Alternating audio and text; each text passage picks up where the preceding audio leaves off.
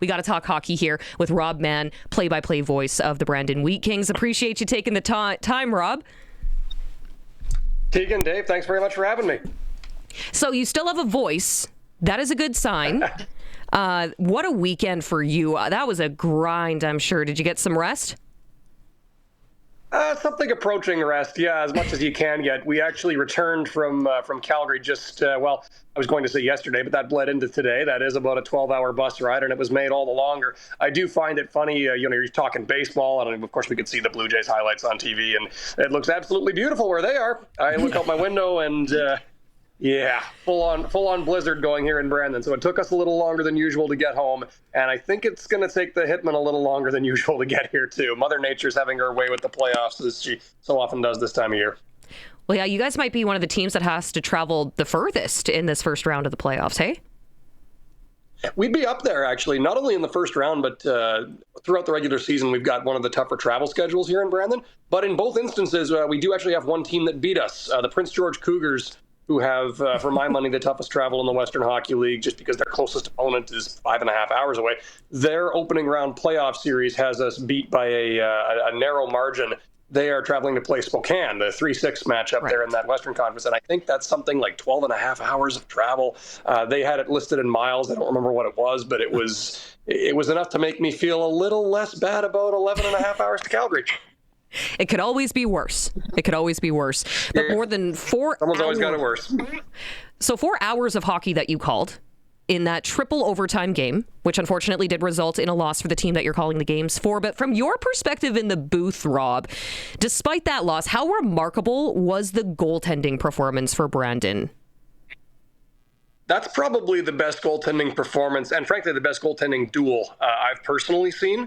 That was an incredible display. I mean, between the two teams, you rack up north of 100 shots, and considering when we broke down the math going into the season series, there were a couple of relatively low-scoring games between those two teams. There were also a couple of relatively high-scoring ones.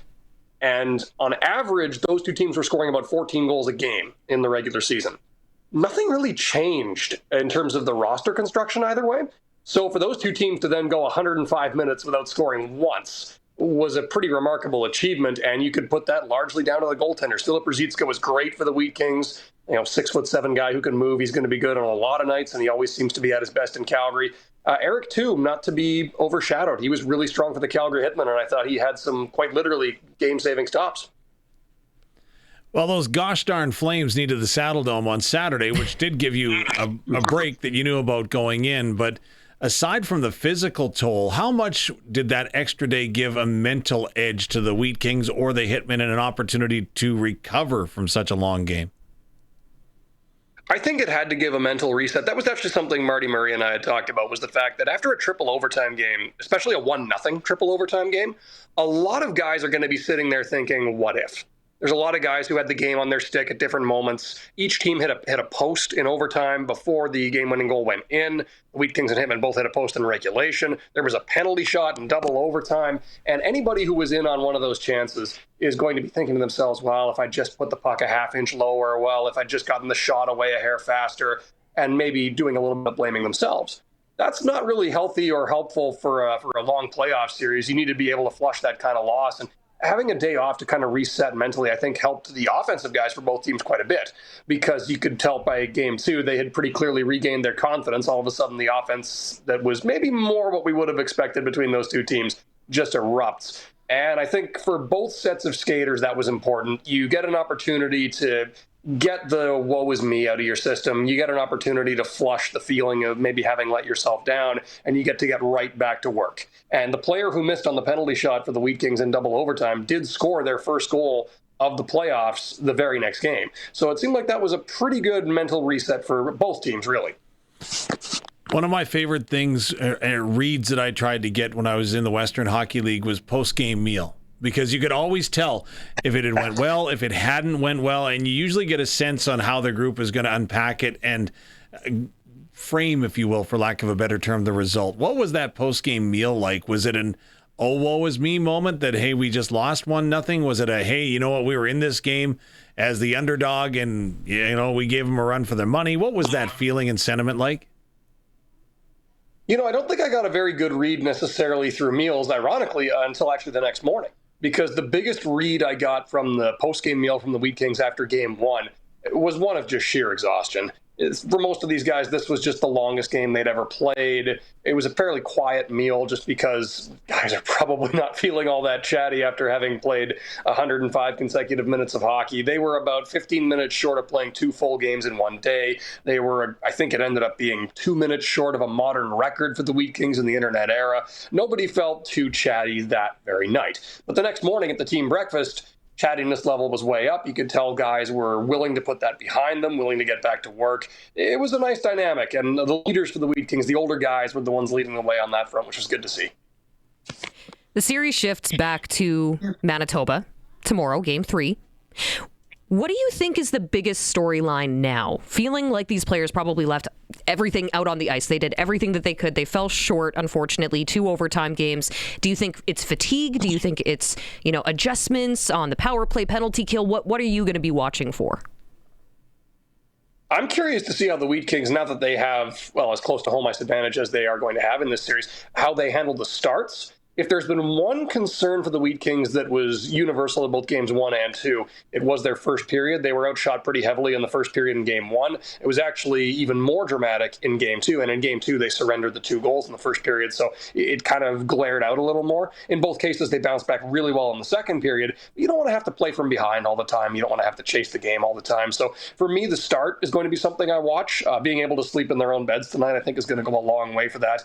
The other advantage that the Wheat Kings have is, we talked about their travel earlier, and for the Wheat Kings, that travel is a constant all season long. You're always dealing with it. Sometimes it weighs on you, but it's always there. For the Calgary Hitmen, a team who have a lot closer of rivals geographically than the Wheat Kings have, you wonder how accustomed they are to those long travel days.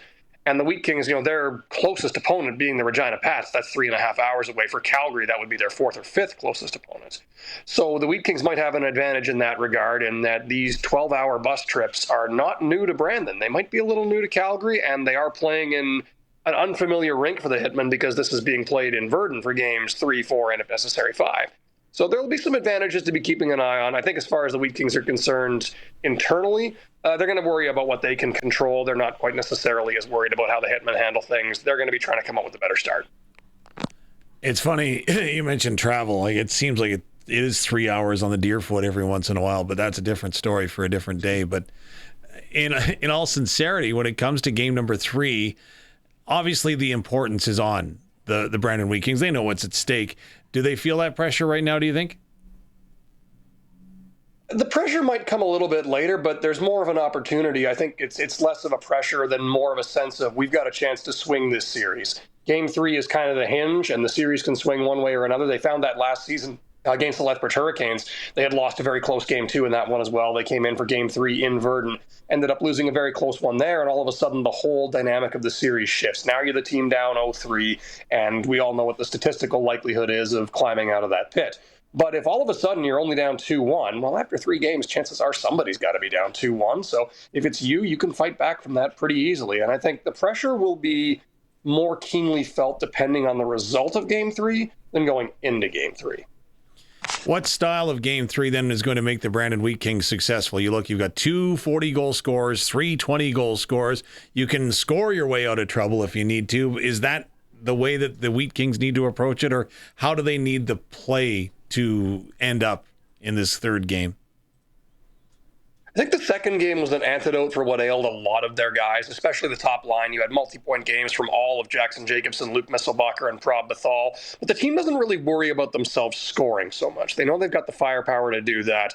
It's more the sheer in-the-trenches work that I think they're going to be focusing on. They haven't necessarily been as physical as they know they can be at their best. One thing about the Wheat Kings statistically is that is a massive blue line they have. Like that, the average size for the blue line they iced in game 2 was 6'3" and 200 pounds, and that was the average. So that is a big back end. They need to play like it a little bit more and maybe bring that hard-nosed style. It's something Marty Murray and I had chatted about prior to game 2, was the importance of winning board battles and just simple things that often, when you're a younger team, which the Wheat Kings relatively are, playoff hockey can sometimes come as a bit of a shock to the system, and there's less time and space. There's more need to battle for every puck. To their credit, I think a lot of the younger Wheat Kings really picked up on that well before the end of Game 2. A couple of the young guys were leading the charge in that regard. So I would expect to see an intensity rise from the Wheat Kings more than anything, partially because it's needed for the playoffs. Every team needs that. And partially because I don't think the team is worried so much about scoring. Now that they've buried 5 on Eric too, who is a good goaltender, they know that the offense can and will come. We did get a question here on the Prairie Land Rentals text line just asking, Rob, if you might be able to clarify why the Wheat Kings are playing in Virden, Manitoba. Yes. So I guess I take it for granted that people know this, but the annual tradition here in Brandon, which goes back more than a century at this point, I believe, is the Winter Fair comes in that very last week of March. And there's also another unspoken tradition that the Winter Fair is always accompanied by a winter storm, which, yep, nailed it. Absolutely nailed it. But every year at this time, the Wheat Kings have to potentially juggle their playoff schedule and relocate for at least the first couple of games of the playoffs. And they've been doing this for a very long time. I can remember when I was first getting interested in junior hockey, the Wheat Kings were starting to play playoff games in Winnipeg, because what was at the time the Keystone Center or Westova Place wasn't available to them because it was being taken up by the Winter Fair. So this does happen every year right around the first round of the playoffs. Sometimes it depends where the Wheat Kings finish in the standings. So if, for instance, the Wheat Kings would have had home ice advantage this weekend, they would have been able to play games 1 and 2 in this building. They would not have been able to play games 6 and 7 because the Winter Fair would still be there. But that's something that the Wheat Kings juggle pretty well every year. And I guess it's all the added incentive to get onto the second round because you want to play playoff games in your home building. Well, hey, Virden, Manitoba, getting a nice little economic boost. It's a cute little town. I like Virden. And you know what? They turned out for the Wheat Kings beautifully last year. I think officially Tundra Oil and Gas Place would be 1,500 capacity. They were 1,600 plus every time, standing room only. My opposite number and I, in this case Brad Curl with Calgary Hitmen, we're calling the game from the walking track, so we're surrounded by the crowd the entire time, and they treat you like gold. It's a fun experience, and the town really shows up for it, which is really nice to see. Well, that's awesome. And again, thanks to Travis on the text line, the Prairie Land Rentals text line, for getting you to clarify that. That's kind of cool.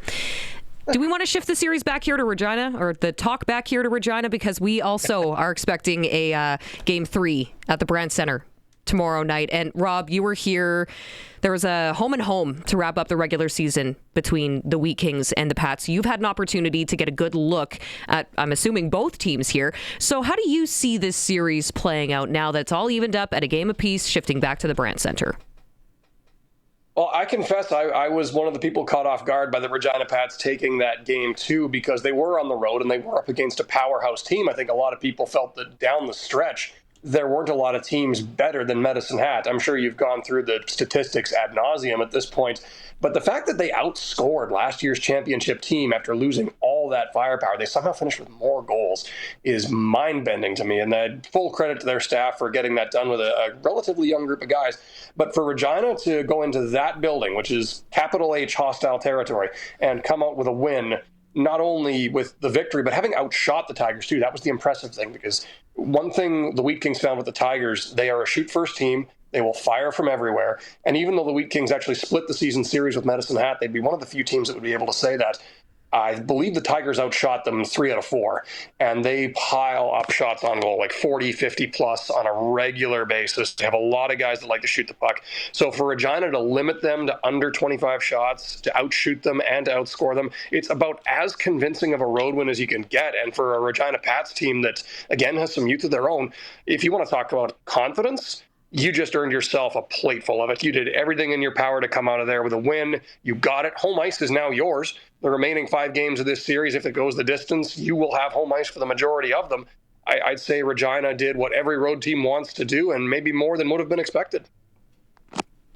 All right, Rob Mann, power play for the Brandon Wheat Kings. Really appreciate the time. I know that it was an absolute grind for you this weekend, but we do have to let you go here. So I hope that you have a good call tomorrow, Game 3 in Manitoba, Virden, Manitoba to be specific. And I hope you don't have to worry about calling more than 60 minutes of hockey. Well, the way this series is going, who would bet against it? But hopefully the voice is more or less recovered by then. Tegan, Dave, I appreciate you reaching out to have me on. This has been great.